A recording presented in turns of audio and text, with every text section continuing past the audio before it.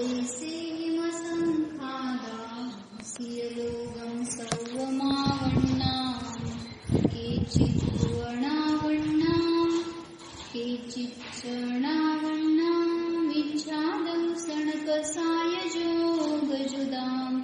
विजुदायते बहुधा सिद्धा संसारिणो जीवाम्. काय अर्थ होता? अगुरु लघु गुण के अविभागी परिच्छेद अनंत है. सब जीव उन अनंत परिच्छेद वाले अनंत अगुरु लघु गुणों रूप से परिणत है. वे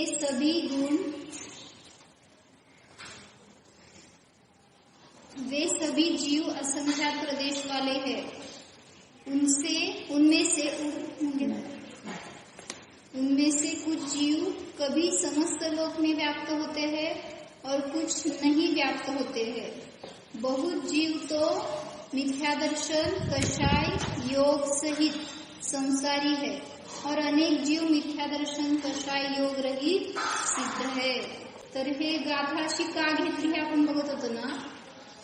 त्याच्यामध्ये 27व्या गाथेमध्ये आपण अधिकार बघत होतो की जीवाचे किती 9 काय 10 अधिकारांच्या द्वारे वर्णन करणार होते. त्याच्यामध्ये प्रभू या अधिकाराच्या द्वारे 28-29 गाथा दाखवली. 30वी गाथा दाखवली ती जीवत्व गुणाच्या अपेक्षेने, जीवो ह्याच्या अपेक्षेने सांगितली. आणि पुढे आता सांगतायत काय या गाथेमध्ये त्याच्यातले अधिकार कुठले कुठले घेतलेत असं बघायचं. देहप्रमाणे घेतलं इथं, म्हणजे काही जीव संपूर्ण लोकाला व्याप्त करतात किंवा करत नाही असं म्हणताना ते एक घेतलेलं असणार आहे. मुक्त आणि अमुक्तत्व असं सांगायचं त्याच्यामध्ये. तो एक प्रदेश आणि त्याचे प्रदेश किती आहेत तर असंख्यात प्रदेशी आहेत आणि तो मुक्त आहे अमुक्त आहे एवढ्याच्या अपेक्षेने फक्त वर्णन केले. काय त्या अधिकारांशी पण संबंध लागत नाही. ठीक आहे. अर्थ गाथेचा कळलाय. कितवी गाथा? 31-32. तर जीवामध्ये अनंत गुरु लघु गुण आहे. त्याच्याद्वारे प्रत्येक जीव परिणमन करतोय आणि असंख्यात त्याचे प्रदेश आहेत. प्रत्येक जीवाचे असंख्यात प्रदेश आहेत आणि काही जीव संपूर्ण लोकाला व्याप्त आहेत तर काही जीव आपल्या आपल्या देह प्रमाण व्याप्त आहेत. आणि पुढे सांगितलं काही जीव मिथ्यादर्शन ज्ञान योगाने सहित आहेत, कषायाने वगैरे, आणि काही जीव आहेत याने रहित आहेत, ते सिद्ध आहेत.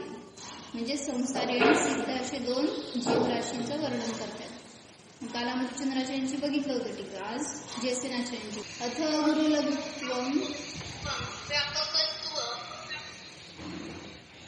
अगुरुलघुत्वम असंख्यात प्रदेशत्वम व्यापकत्व अव्यापकत्वम मुक्त अमुक्तत्वम च प्रतिपादयति. 3 गोष्टी सांगणार आहेत. काय काय? 4 सांगितले. अगुरु लघुत्व, असंख्यात प्रदेशत्व, व्यापकत्व अव्यापकत्व आणि मुक्तत्व अमुक्तत्व याचं प्रतिपादन करतात. म्हणजे अगुरु लघुत्व गुणवाला आहे हे घेतलं आणि त्याचे प्रदेशाच्या अपेक्षेने कसे आहेत, असंख्यात प्रदेश आहेत हे सांगितलं. आणि कोण जीव कुठं व्याप्त आणि कुठं व्यापक आहे हे कथन केलं. आणि मुक्त आणि अमुक्त याच्या अपेक्षेने पण कथन केलं. वाचा. प्रत्येकम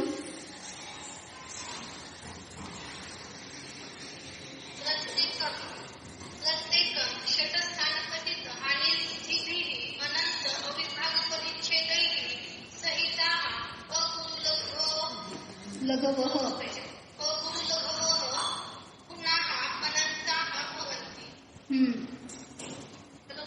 हा बरोबर. पंचास्तिकाय संग्रहामध्ये 31-32वी गाथा आहे. जयसेनाचार्यांची टीका आहे. कोणाकडे ते दोन्ही टीकेचे एकत्र पुस्तक असेल तर मागच्या साईडला टीका आहे. त्याच्यामध्ये बघा 31-32 गाथेची टीका आहे.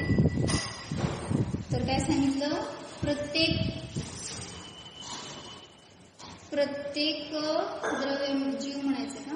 प्रत्येक अगुरु लघु गुण षटस्थानपदित हानिवृद्धीने सहित आणि अनंत विभाग परिच्छेदांनी सहित असे जे अगुरु लघु गुण आहेत ते किती आहेत तर अनंत आहेत असं सांगितलं. म्हणजे षटस्थानपदित हानिवृद्धीच्या द्वारे किंवा अनंत विभाग प्रतिच्छेद जे आहे त्याच्याच बरोबर त्याने सहित असल्याने. मग इथं हे हेतू लावता येते का? साधन लावले. प्रत्येक अगुरु लघु गुण षट स्थानपदी ध्यानी वृद्धि सहित आणि अनंत विभाग परिच्छेदों सहित ऐसे अगुरु लघु नाम वाले गुण अनंत होते हैं. असं लावलं त्यांनी की अविभागी प्रतिच्छेदांच्या अपेक्षेने ते अनंत गुण आहेत आणि षटस्थानपदी ध्यानी वृद्धीने सहित आहेत असे ते अनंत विभाग प्रतिच्छेद आहेत. म्हणजे असे अनंत विभाग प्रतिच्छेद सहित असलेले ते सगळे अगुरु लघु गुण आहेत.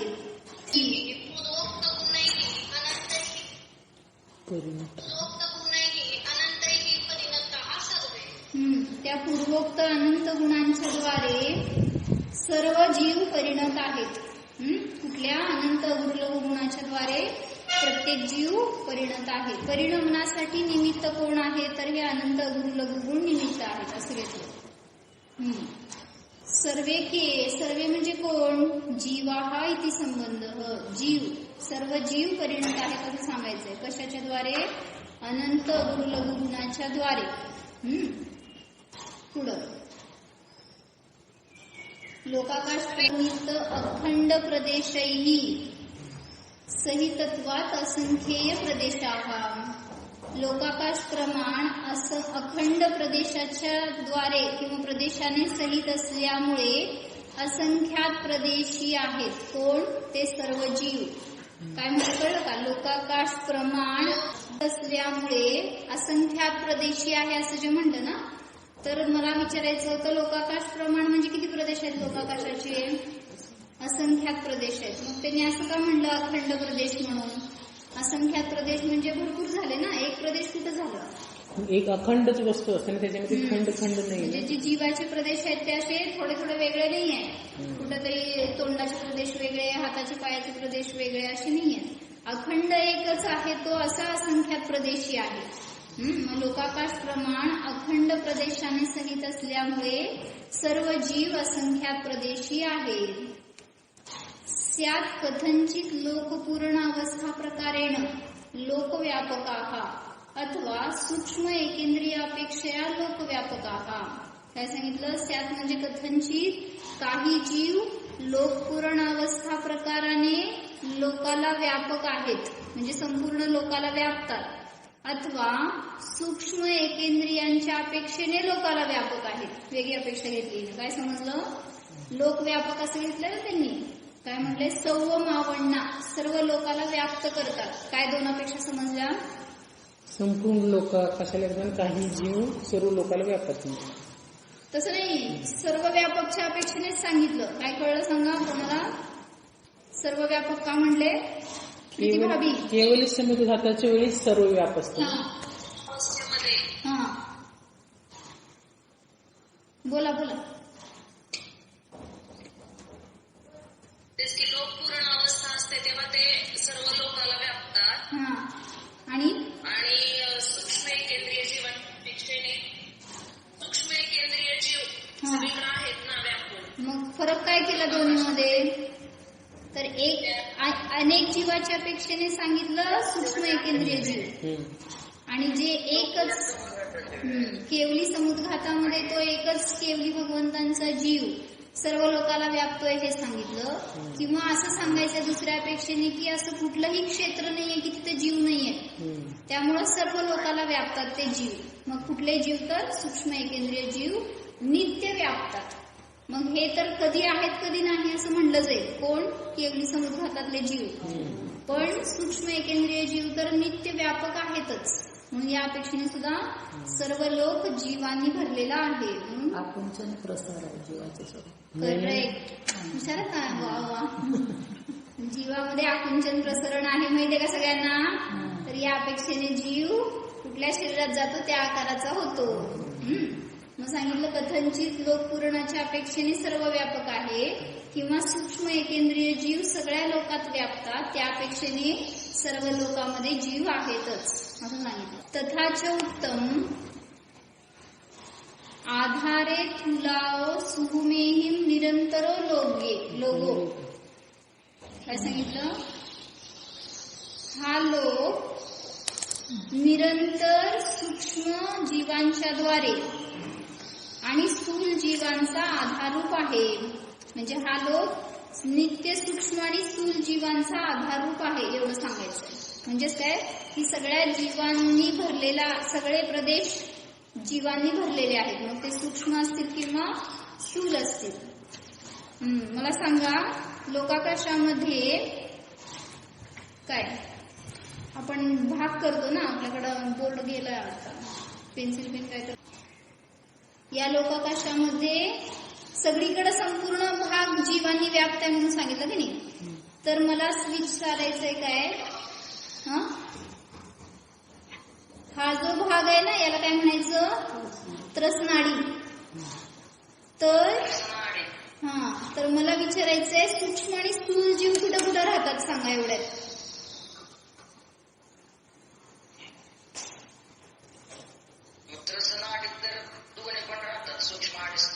ते मी सांगणार होते की, ते कशाला सांगताय?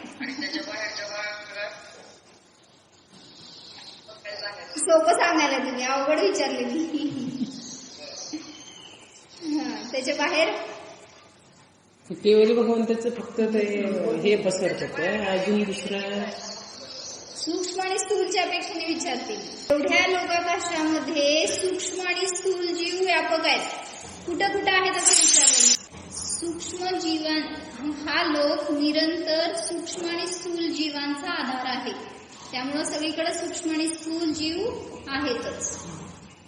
समूर्छन जीव म्हणतो. समूर्छन जीव पण वनस्पती टाईपमध्ये चालेल का?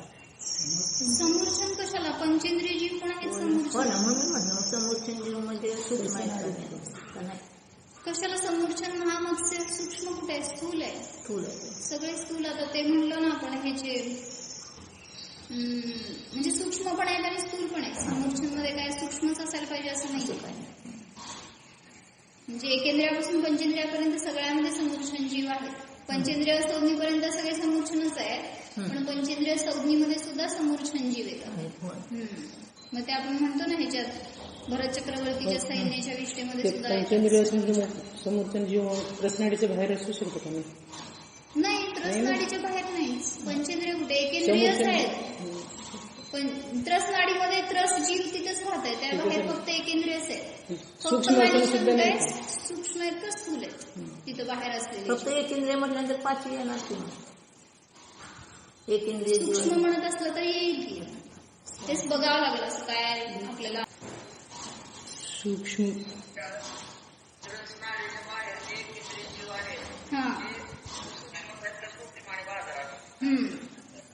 हे प्रश्न सगळ्यांना आहे, आपल्यासाठी नाही असं विचार करू नका. सगळेजण जरा असं शोध घेऊन मला सांगा, उत्तर द्या. तुमचं ज्ञानावरण करणं कमी होणार तेवढ्या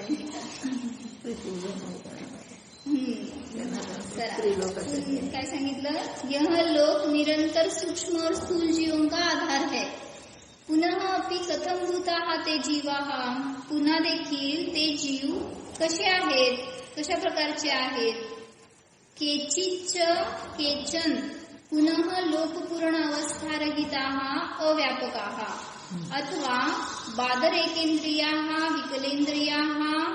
विकलेंद्रिय आदयः च अव्यापकाः. आलं की इथंच उत्तर.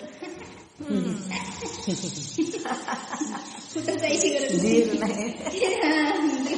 पण शंका आली आपल्याला, ते चांगलं आहे ना, त्यासाठी तर आचार्य शिकवायला बसलं. तुम्हाला शंका नाही आली तर तिथं काय त्यांनी एकटे बडबड करत नसणार. और कैसे है वे जीव? कितने ही जीव तो लोक पूर्ण अवस्था रहित अव्यापक या बादर एकेंद्रिय विकलेंद्रिय आदी अव्यापक है. काय कळलं एवढ्यावरून तुम्हाला? बघा, आधार बघायची पण गरज नाही, लगेच केवली त्यांच्या ज्ञानानं घेतलं. म्हणजे बादर एकेंद्रिय आणि विकलेंद्रिय सगळ्या लोकांना व्यापत नाहीत, म्हणजेच सूक्ष्म जीव व्यापतात, एवढंच निघालं त्यांना अर्थ. मग आता ते कुठले पण असतील, सूक्ष्म पाची जीव असू शकतात स्थावर मध्ये. काय कळलं? लोकपूर्ण अवस्थाने रहित कोण कोण अव्यापक आहेत? तर लोकपूर्ण अवस्थेमध्ये नसलेले ते जीव अव्यापक आहेत. लोकपूर्ण अवस्थेत नसलेले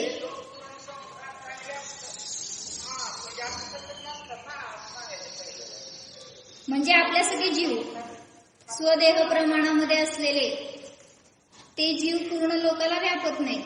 अजून कोण तर बादर एकेंद्रिय जीव व्यापत नाहीत आणि विकलेंद्रिय जीव व्यापत नाहीत. विकलेंद्रिय म्हणजे कोण हवा? सगळेच आले फक्त त्यांना विकलेंद्रिय म्हणजे द्विंद्रिय, त्रिंद्रिय आणि चतुरेंद्रिय जीव हे तिथं व्यापत नाहीत. त्रसनाडीच्या बाहेर ते जीव नाहीये तेवढं समजून घ्या. म्हणजेच कोण कोण नाहीये तर हे सगळे नाहीयेत त्रसनाडीच्या बाहेर. द्विंद्रिय जीव पासून पंचेंद्रिय पर्यंत चतुरेंद्रिय पर्यंत विकलत्रय म्हणायचं त्यांना. आणि एकेंद्रिय एकेंद्रिय बादर एकेंद्रिय घेतले. आणि एकेंद्रिय सूक्ष्म येत नाही काय म्हणते? चित्रामध्ये लोक पूर्ण अवस्थेने रहित बादर एकेंद्रिय आणि विकलेंद्रिय हे जीव पूर्ण लोकाला व्यापत नाहीत. लिहून घ्या आपल्याला चांगलं आहे वाक्य. तर बाकीचे अन्य जीव जे कुठले आहेत ते व्यापतात असं सांगायचं. मी एकटी वाचलं तर मला एवढं वाचलं वाटलं नाही फुलं असं माहिती का. मी आता तुमच्यामुळे मला क्षण जागृत झालाय. म्हणजे बाकीच्या ठिकाणी बोला. पुस्तकात ते पूर्ण लोक पूर्ण अवस्था गणित आहात त्यानंतर अद्वैत आहे मध्ये काय आहेत ना अव्यापकाः लोकपूर्ण व्यापकाः विसर्ग पण लिहा. अव्यापकाः सूक्ष्म जीव तिन्ही लोकातच असते. बरोबर. तिन्ही लोकात असून सुद्धा काय हो हो. केचन पुनः लोकपूर्ण अवस्थारहिताः अव्यापकाः नसेल तर त्रसनाडीच्या बाहेरच्या त्रसनाडीच्या बाहेर लोकाकाशामध्ये त्रसनाडीच्या बाहेर फक्त सूक्ष्म एकेंद्रिय जीवच असतात.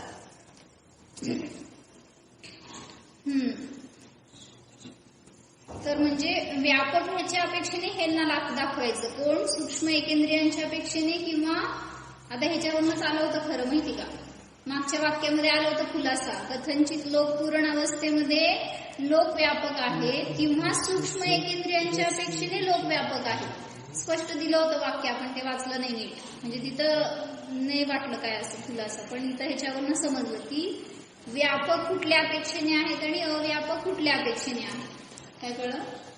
लोकाकाशाचे त्रसनाडीचे बाहेर म्हणजे बादर जीव राहत नाही. बादर एकेंद्रिय नाही. आणि लोकपूर्ण काय? लोकपूरणच्या लोकपूर्ण अवस्थेमध्ये केवली समुद्घातातला जो जीव आहे लोकपूर्ण अवस्थेत संपूर्ण लोकाला व्यापतो.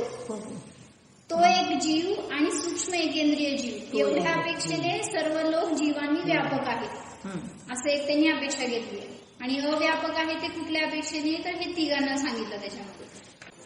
पुनः पी किम विशिष्टाः पुन्हा देखील कोणत्या वैशिष्ट्याने सहित आहेत? रागादिरहित परमानंद एक स्वभाव शुद्ध जीवास्तिकायात विलक्षणैः मिथ्यादर्शन कषाय योगैः यथा संभवम युक्ताः. काय सांगायला लागले त्याच्यामध्ये की जीव कुठल्या रीतीने, म्हणजे हे अधिकार घेतलेत ना त्यांनी हेडिंग मध्ये सांगितल्यासारखं. पंचास्तिकाची 31-32 गाथा आहे त्याच्यामध्ये सांगतायत की जीव अगुरु लघुत्व गुणवाला आहे, असंख्याक प्रदेशवाला आहे, व्यापक आहे आणि अव्यापक आहे, मुक्त आहे आणि अमुक्त आहे. मग आता इथे सांगतायत पुढचा अधिकार काय की मुक्त आणि अमुक्त कुठल्या अपेक्षेने आहे तर सांगितलं की जे मिथ्यात्वादींनी सहित असलेले जीव अमुक्त आहेत, संसारी आहेत. त्याच्यासाठी घेतलं कुठल्या वैशिष्ट्याने सहित आहेत तर रागादिरहित परमानंद एक स्वभाव शुद्ध जीवास्तिकायाहून विलक्षण. कुठली भाषा म्हणायची याला? अंगप्रविष्ट म्हणायचं का अंगबाह्य म्हणायचं? काय म्हणजे पहिल्यांदा स्वरूप सांगून बाहेर न्यायला लागले. रागादिरहित परमानंद एक स्वभाव शुद्ध जीवास्तिकायाहून विलक्षण मिथ्यादर्शन कषाय योगाच्या द्वारे यथासंभव युक्त आहेत. भावी काय म्हणले? विलक्षण म्हणलं ना तुम्ही तिथं. विलक्षण म्हणले तुम्ही तेच की मग इथं हे होत होतं. मग याची रचना केली गेलेली आहे. हा म्हणजे मिथ्यात्ववादी कसे आहेत, जीवाच्या स्वभावाहून विलक्षण आहेत ना. मिथ्यादर्शन, कषाय योग हे माझा स्वभाव आहे का? नाही. म्हणून म्हटलं की पहिला स्वभाव सांगितला. असा तो शुद्ध जीवास्तिक आहे. याच्याहून विलक्षण असे जे मिथ्यादर्शन, कषाय योगाने सहित आहेत. पुढे सांगतायत, न केवलम युक्ताः तैहि एव मिथ्यादर्शन कषाय योगैहि वियुक्ताः रहिताः च. म्हणजे काही जीव युक्त आहेत, कशाने? मिथ्यादर्शन, कषाय योग आदींच्या द्वारे युक्त आहेत, सहित आहेत. आणि केवळ युक्तच नाही तर त्यांनीच म्हणजे मिथ्यादर्शन, कषाय योगाने रहित असे जीव सुद्धा आहेत असं म्हणायचंय. म्हणजे दोन्हीकडनं फक्त भेद करून सांगितले. काही जीव ते मिथ्यात्वादीने रहित आहेत आणि काही जीवराशी मिथ्यात्वादीने सहित आहे. उभये अपि कती संख्या उपेताः, दोघांची सुद्धा किती संख्या आहे? म्हणजे जे मिथ्यात्वानी सहित आहेत असे ते जीव आणि मिथ्यात्वादीने रहित आहेत असे ते जीव किती संख्येने सहित आहेत? तर बहवः अनंताः, अनेक आहेत, बहुत आहेत. म्हणजे दोन्ही पण संख्या अनंत आहेत. पुनः अपि कथम भूताः, पुन्हा देखील कशा प्रकारचे आहेत? ए मिथ्यादर्शन कषाय योग विमुक्ताः रहिताः ते सिद्धाः, एच युक्ताः ते संसारिणः इति. काय समजलं? समजण्यासाठी शब्द आपण फक्त उपयोग लावला तर समजतंय. जे मिथ्यादर्शन, कषाय योगाने विमुक्त म्हणजे रहित आहेत ते कोण? सिद्ध आहेत.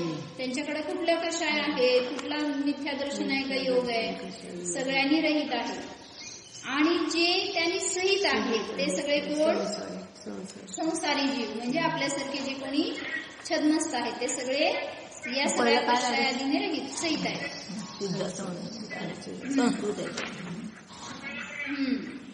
अत्र जीवित आशारूप रागादी विकल्प त्यागेन सिद्ध जीव सदृशः परम आल्हाद रूप सुख रसास्वाद परिणत निज शुद्ध जीवास्तिकाय एव उपादेयम इति भावार्थः. आता याच्यातनं अध्यात्म काय हे सांगायला लागलं. येथे हे सगळं समजून तुम्हाला काय फायदा? येथे जीवित आशारूप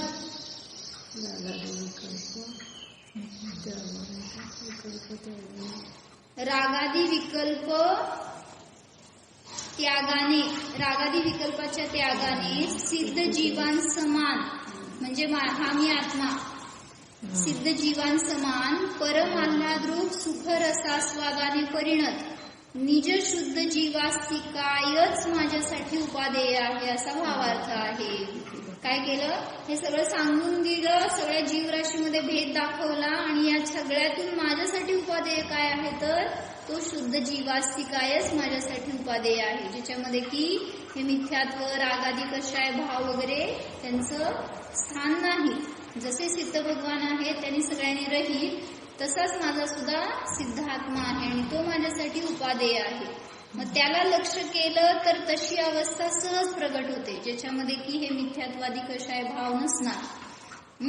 मग अशा रीतीने तोच उपादेय आहे. उपादेय म्हणजे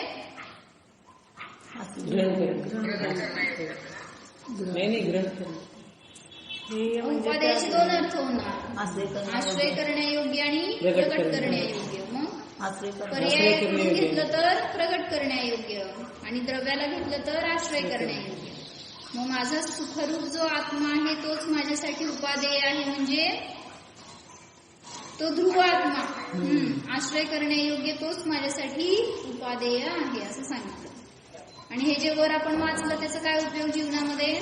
जे सगळी जीवराशी अशी आहे व्याप्त, व्यापक आणि अव्यापक आहे सांगितलं, त्याचा जीवनात उपयोग काय? व्यापक मला भावभासन नाही झालं काय. व्यापक म्हणजे तीन लोकांमध्ये असं कुठलीही जागा नाहीये की जिथं जीव नाही. मग कुठले जीव आहेत तर हे सांगितलं सूक्ष्म एकेंद्रिय सगळीकडे व्यापक आहे. आणि कुठले जीव आहेत तर केवली समुद्घातामध्ये जो लोकपुरण समुद्घात असतो एक समय आहे, तेवढ्या एका समयापुरतं ते जीवाचे प्रदेश संपूर्ण लोकात व्याप्त होतात. म्हणून जीव असं कुठेही गेला नाही असं नाहीये. लोकाकाशामध्ये सगळ्या प्रदेशांना स्पर्श करून आलाय हा जीव. मग हेच अध्यात्म सांगायचं होतं त्यातलं, की मी कुठं गेलोय, कुठं जायचंय, ही भावना असते ना. काल दाखवत होती संयमी तसं. कुठं जायचंय, अजून ऑस्ट्रेलियाला जायचंय, ग्रीनलँड काय म्हणली ते, ग्रीनलँडला जायचंय म्हणजे बघायला. म्हणलं तिथं काय असतंय बघायला, सांग म्हणलं. स्पर्श रस गंध वर्ण पृथ्वी जल अग्नी वायू वनस्पती जीव अजीव धर्माधर्म आकाश काल ह्याला सोडून दुसरं काय असतंय. मग ते बघायची इच्छा असते आपल्याला. महाबळेश्वरला जातात, कुठं स्वित्झर्लंडला जातात लोक. अजून कुठं कुठं जायचंय, सगळीकडे जायची इच्छा घेऊन बसतो. इथं आलं की कुठं नाही.